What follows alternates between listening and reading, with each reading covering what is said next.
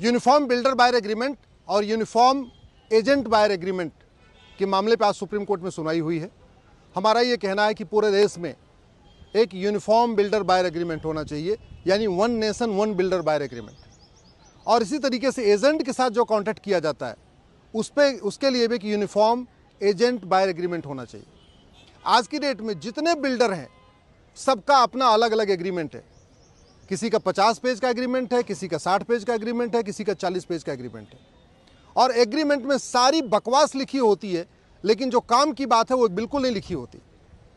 जितने भी builder buyer agreement हैं किसी में भी ये नहीं लिखा होता कि जो फाउंडेशन है उसकी स्ट्रेंथ क्या होगी, M20 होगी, M25 होगी, फाउंडेशन की थिकनेस क्या होगी, फाउंडेशन में सरिया का साइज़ क्या होगा, फाउंडेशन में सीमेंट और बालू का रेशियो क्या होगा, कंक्रीट की स्ट्रेंथ क्या होगा, कहीं कुछ नहीं लिखा होता। कॉलम जो बनेगा वो कितने कॉलम बनेंगे, कॉलम की क्या साइज़ होगी, कॉलम की क्या स्ट्रेंथ होगी, M20 होगा, M25 होगा, M30 होगा, M40 होगा, जो भी है कहीं कुछ नहीं लिखा होता। बिल्डर बायर एग्रीमेंट में ये नहीं लिखा होता पंखा किस क्वालिटी का होगा, वायर किस कंपनी का होगा, वायर किस क्वालिटी का होगा, जो और भी चीज़ें दी जाएंगी वो किस क्वालिटी की होगी। अगर उसको फर्निश करके दे रहे हैं तो उसमें जो फर्नीचर लगेगा वो किस क्वालिटी का होगा, किस लकड़ी का होगा, कुछ भी नहीं लिखा होता। दूसरी बात जो सबसे बड़ी समस्या है, 40-50 पेज का एग्रीमेंट बना देंगे, वो भी इंग्लिश में। भारत के 90% लोग इंग्लिश को नहीं समझते, केवल 10% लोग इंग्लिश को समझते हैं, इंग्लिश को बोल पाते हैं। 90% लोगों को इंग्लिश पता ही नहीं है, लेकिन सारा का सारा एग्रीमेंट बनता है इंग्लिश में। तो लोग मजबूरी में जब मकान खरीदने जाते हैं, या चाहे वो मल्टी स्टोरी खरीदें या इंडिपेंडेंट खरीदें, मजबूरी में वो साइन कर देते हैं बिना पढ़े लिखे, और बाद में उसी से ब्लैकमेल किया जाता है। एग्रीमेंट में ये तो लिख दिया जाएगा अगर आपने पेमेंट लेट किया तो आपके ऊपर 12% ब्याज लगेगा, या 15% ब्याज लगेगा, या 20% ब्याज लगेगा। लेकिन अगर पोजेसन लेट हुआ तो कितना ब्याज लगेगा कहीं नहीं लिखा होता। तो पूरी तरीके से आज की डेट में जो बिल्डर बायर एग्रीमेंट है वो एक तरफा है। बिल्डर बना देते हैं, अपनी सहूलियत के हिसाब से बनाते हैं, अपने आराम अपने लिए बनाते हैं, उसमें बायर के लिए कुछ होता ही नहीं है। और यही नतीजा है कि पूरे देश में इतने केसेस चल रहे हैं, और ज़्यादातर केस में बायर को लाभ नहीं मिल पाता, बायर को वो सहूलियत नहीं मिल पाती। आज माननीय सुप्रीम कोर्ट ने इस पे सभी राज्यों का इनपुट था उसको भी लिया है। सभी राज्यों ने अपना अपना जवाब दे दिया है।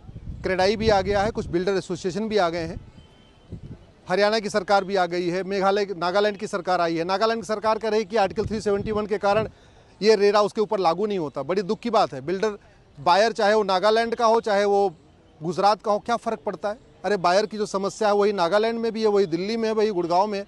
लेकिन नागालैंड की सरकार कह रही कि नहीं, ये यूनिफॉर्म बिल्डर बायर एग्रीमेंट हमारे ऊपर लागू नहीं होना चाहिए, विरोध करने आ गई है। मैं आशा करता हूं कि बहुत जल्द ही भारत में एक बिल्डर बायर एग्रीमेंट होगा। मैंने ये भी मांग किया है कि जो बिल्डर बायर एग्रीमेंट हो ये 2 पेज का होना चाहिए, 2 भाषाओं में होना चाहिए, और बहुत लेंदी नहीं होना चाहिए। उसमें बकवास की चीज़ लिखने की बजाय केवल ये लिखा होना चाहिए, हम मकान कितने दिन में दे देंगे, मकान की क्वालिटी क्या होगी, सीमेंट कौन सा यूज़ करेंगे, स्ट्रक्चर कितना मोटा होगा, सरिया किस कंपनी का होगा, जो कॉलम बनेगा वो कितनी उसकी साइज़ होगी, प्रत्येक कॉलम में किस साइज़ का सरिया होगा, कितना सरिया होगा, सीमेंट बालू का रेशियो क्या होगा, स्ट्रेंथ क्या होगी, M25 होगी, M30 होगी या M40 होगी। इसके अलावा इलेक्ट्रिकल के एसेसरीज जो लगेंगे वो किस कंपनी के लगेंगे, किस क्वालिटी के लगेंगे। ये सब तो काम की चीज़ है। अदरवाइज आज की डेट में पूरा बकवास भरा हुआ है। 40-50 पेज का एग्रीमेंट बना देंगे, और एग्रीमेंट भी स्टेट वाइज भी कॉमन नहीं है।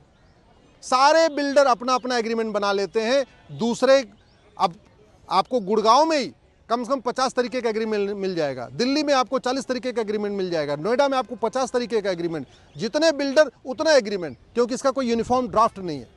आज माननीय सुप्रीम कोर्ट ने कहा है कि नहीं, एक यूनिफॉर्म बिल्डर बायर एग्रीमेंट होना चाहिए, इसके साथ एक यूनिफॉर्म एजेंट बायर एग्रीमेंट भी होना चाहिए। अल्टीमेटली पहले कोई बायर जाता है सीधे बिल्डर के पास नहीं जाता, वो बीच में कई बार एजेंट के जरिए जाता है। तो एजेंट भी एक एग्रीमेंट करता है, और एजेंट भी जितने एजेंट उतने एग्रीमेंट चल रहा है। तो एजेंट एग्रीमेंट भी यूनिफॉर्म हो, यानी one nation one agent agreement हो, और बिल्डर बायर एग्रीमेंट भी यूनिफॉर्म हो, यानी one nation one builder buyer agreement हो। और ये बिल्डर बायर एग्रीमेंट 2 भाषा में हो, जितनी ज़रूरत चीज़ें हैं, जितनी सबका स्पेसिफिकेशन लिखा जाए।